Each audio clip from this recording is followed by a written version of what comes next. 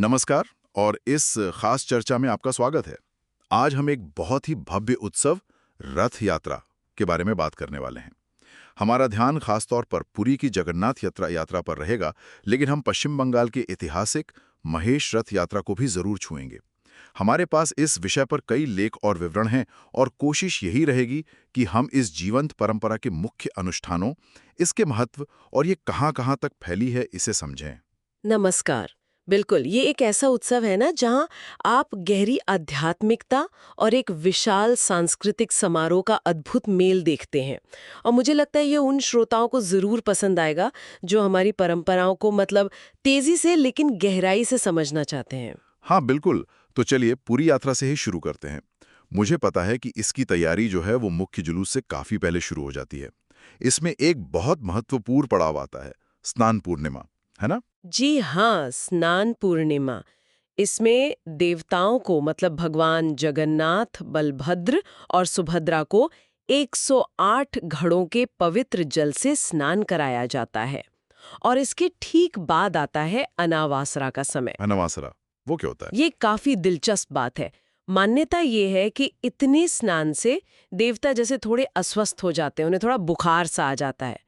तो वो लगभग 2 हफ्ते के लिए एकांत में चले जाते हैं आराम करने के लिए।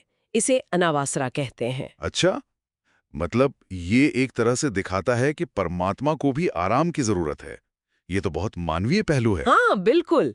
और इसी अनावासरा के दौरान जब देवता गुंडीचा मंदिर जाने वाले होते हैं, उससे ठीक पहले मंदिर की अच्छे से सफाई की जाती है।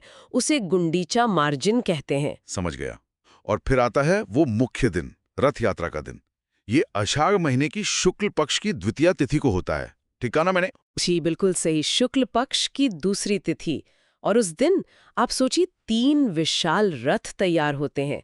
भगवान जगन्नाथ के रथ का नाम है नंदी घोष, उनके बड़े भाई बलभद्र का रथ है तालध्वज और बहन सुभद्रा का रथ कहलाता है दर्पतलन।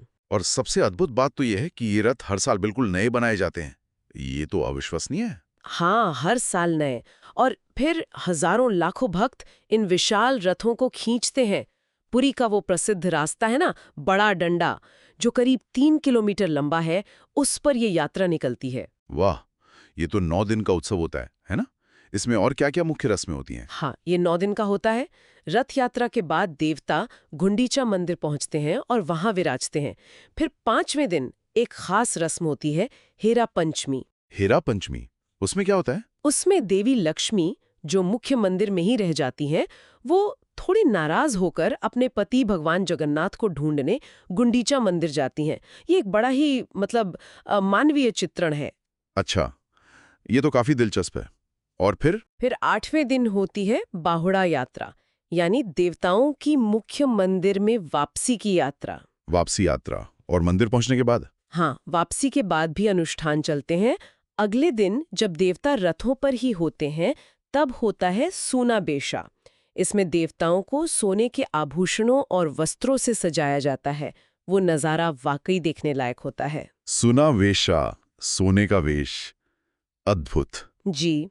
और अंत में होता है नीलाद्री बिजया। इस दिन देवता रथों से उतरकर वापस मंदिर के गर्भगृह में अपने रत्न सिंहासन पर विराजमान होते हैं। और इसी के साथ उत्सव पूरा होता है। तो ये पूरी प्रक्रिया एक चक्र की तरह है। मंदिर से जाना, गुंडीचा मंदिर में रुकना और फिर वापस मंदिर में आना। बिल्कुल सही। ये जीवन के चक्र और भक्ति के निरंतर प्रवाह का भी प्रतीक है। इन भव्य रस्मों के पीछे का जो प्रतीकात्मवाद है वो भी उतना ही गहरा है। जैसे आपने बताया कि रथ हर साल नए बनते हैं, और एक और बहुत ही अनूठी रस्म है जिसका जिक्र करना जरूरी है, छेरा पनारा। हाँ, छेरा पन्हारा। ये बहुत ही महत्वपूर्ण और सुंदर रस्म है। इसमें पुरी के जो गजपति महाराजा हैं, जो वहाँ के पारंपरिक राजा माने जाते हैं, वो खुद सोने की झाड़ू लेकर रथों के मंच की मतलब जहाँ देवता विराजते हैं उसकी सफाई करते हैं। राजा खुद सफाई करते हैं सोने की झाड़ू से? जी हाँ।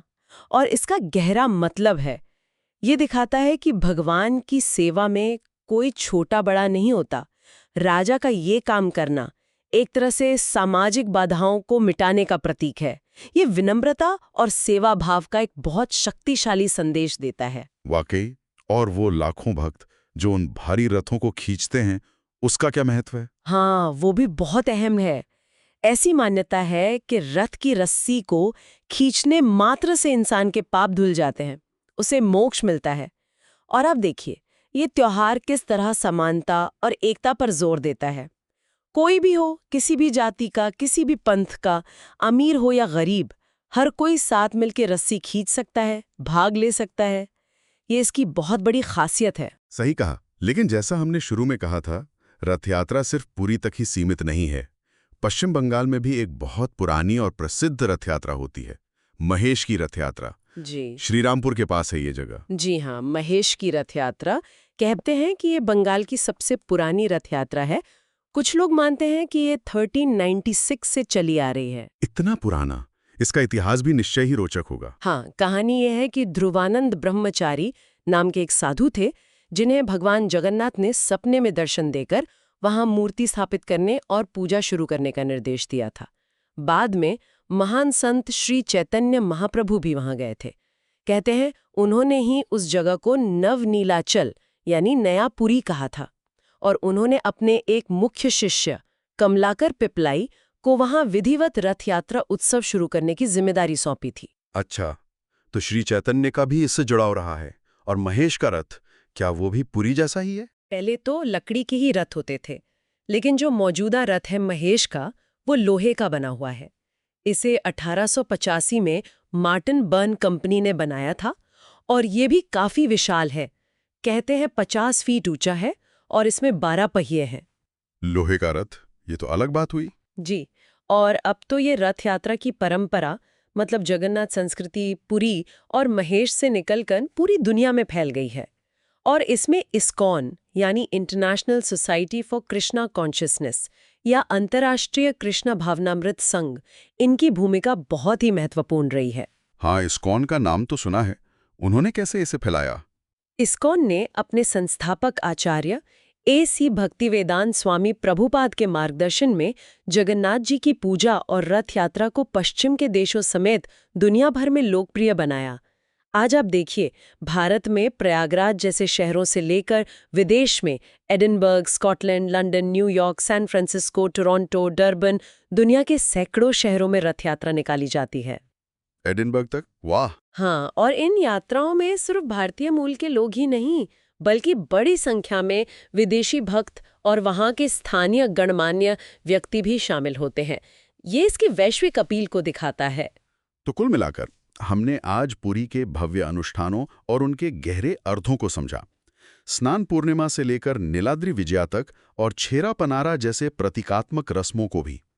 फिर हमने महेश की सदियों पुरानी रथ यात्रा की जड़ों को देखा और ये भी जाना कि कैसे इस्कॉन के प्रयासों से ये परंपरा आज दुनिया के कोने-कोने तक पहुंच गई है। बिल्कुल, ये सिर्फ एक धार्मिक जुलूस भर नहीं है। ये आस्था का, समुदाय का, समानता का और भक्ति का एक बहुत ही जीवंत और गहरा संगम है। हमने देखा कि कैसे ये विशिष्ट तिथियों जैसे आषाढ़ शुक्ल द्वितीया से जुड़ा है, कैसे रथों का हर साल नया बनना या छेरा पन्हारा जैसी रस्में अपने आप में गहरे संदेश लिए हुए हैं। सही। तो आज की इस चर्चा से हमने रथ यात्रा की भव्यता और गहराई को समझने की कोशिश की। ये हमें एक बहुत ही प्रासंगिक सवाल पर सोचने के लिए भी प्रेरित करता है, नहीं? कि रथ यात्रा जैसी जो सदियों पुरानी परंपराएं हैं, वो आज के इस आधुनिक दौर में अलग-अलग संस्कृतियों और अलग-अलग भौगोलिक परिवेशों में कैसे खुद को ढाल रही हैं और कैसे वो आज भी लोगों के लिए गहरा अर्थ रखती हैं। आस्था और संस्कृति का ये जो निरंतर बहता हुआ प्रवाह है, ये कैसे बना रहता है, ये एक विचारणीय बिंदु है। बिल्कुल। इस विचार के साथ ही हम आज की चर्चा समाप्त करते हैं। सुनने के लिए धन्यवाद। धन्यवाद। अगर आपको ये पॉडकास्ट पसंद आया हो तो प्लीज़ फॉलो करें, शेयर करें अपने दोस्तों के साथ और अपना फीडबैक ज़रूर भेजें। आपका एक सपोर्ट हमें और ऐसे ही कंटेंट बनाने के लिए इंस्पायर करता है। धन्यवाद। मिलते हैं अगले एपिसोड में।